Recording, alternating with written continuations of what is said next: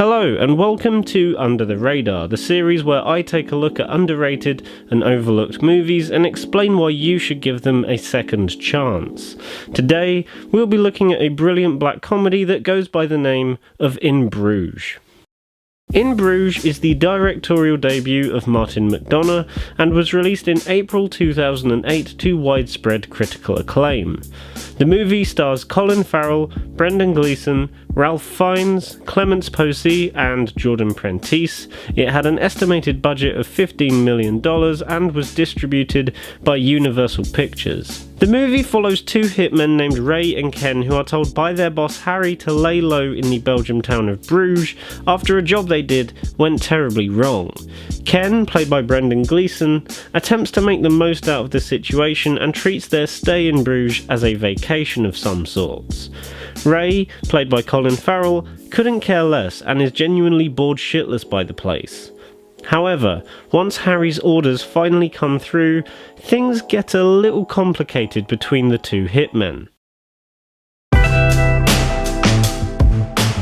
This movie, along with McDonagh's other two features, 7 Psychopaths and 3 Billboards, instantly became one of my absolute favourites due to its combination of clever writing and incredibly dark scenarios. His movies tend to have premises that initially could be viewed as crime dramas, but McDonagh somehow finds ways to weave in hilarious and at times politically incorrect moments that always subvert expectations. In Bruges is no exception, as it contains some moments that will make you laugh and others that will make you gasp. These shifts in gruesome violence and funny dialogue could be jarring when in the wrong hands, but not here, as the humour comes directly from the characters and the violence from the situation that these characters are involved in, thus balancing the two perfectly. There is also a surprising amount of drama to be found specifically in the friendship between Ray and Ken, which to some extent acts as an examination of the human condition. If I hadn't made it clear already, this is a really funny movie with some very memorable moments that you've probably all seen or at least heard of before. Ken, I grew up in Dublin. I love Dublin. If I'd grown up on a farm and was retarded, Bruges might impress me, but I didn't, so it doesn't. Hey, what? Back off, shorty. You don't know karate. Ah! So yeah, I'm gonna open the queue and touch it, which is what you do. Yeah? Yeah. You come. Do I have to? Do you have to? Of course you don't have to. It's Jesus' fucking blood, isn't it? Of course you don't fucking have to. Of course you don't fucking have to. Harry, let's face it. And I'm not being funny. I mean, no disrespect. But you're a cunt. You're a cunt now. You've always been a cunt. And the only thing that's going to change is you're going to become an even bigger cunt. Maybe have some more cunt kids. Leave my kids fucking out of it. What have they done? You fucking retract that bit about my cunt fucking kids. I retract that bit about your cunt fucking kids. Insulting my fucking kids? That's going overboard, mate. The characters say whatever's on their mind without any restraints, which may put some people off. But I personally love every single minute of it. The movie is also well shot, with the majority of scenes utilising a very shallow depth of field.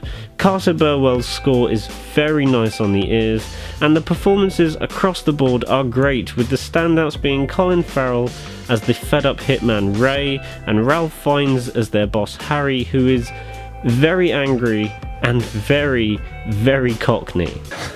Do you ever meet anyone that's so cockney it looks like it hurts? I am so fucking cockney! It's fucking painful! Now, to answer the all-important question, why do I think In Bruges went under the radar? Now, as I mentioned before, this movie came out in 2008. Now, to most people that probably doesn't mean anything, but to film fans, 2008 was a pretty big year full of great movies such as Iron Man, The Hurt Locker, WALL-E, Cloverfield, Tropic Thunder, and most importantly, The Dark Knight. It's no wonder that In Bruges didn't get enough recognition upon its initial release, as it was overshadowed by these other fantastic movies. To prove my point, Here's how much money the following movies grossed on their opening weekends. Iron Man managed to take in $98,618,668. Cloverfield took in $46,146,546. The Dark Knight took in a massive $158,411,483.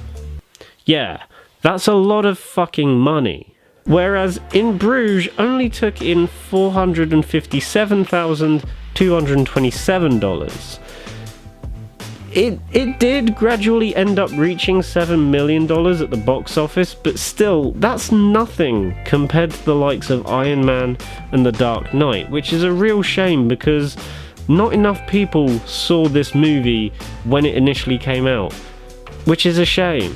However, apart from it being overshadowed by other movies that were released around the same time, there is another reason why I feel In Bruges is so criminally underrated, and it's all down to false expectations.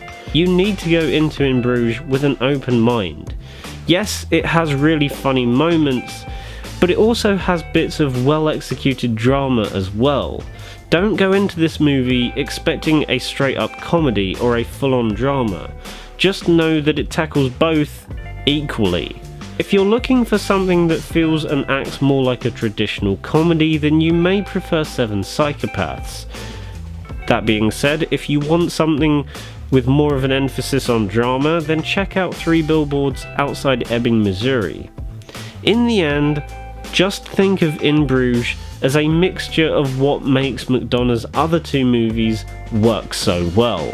So guys, that was the first ever episode in my brand new series Under the Radar. If you enjoyed this video, then give it a like, subscribe to the channel if you haven't already, share this video around, get as many people to watch this video as soon as possible. I really want to do a lot more with this series, and seeing that this is a first episode, I wasn't quite sure what to do with it, so I hope this is a good starting point. I would love to hear your guys' feedback in the comments section below to improve this series for future episodes. Any feedback whatsoever would be much appreciated. Thank you for watching the very first episode of Under the Radar, and I will see you in the next one. Bye.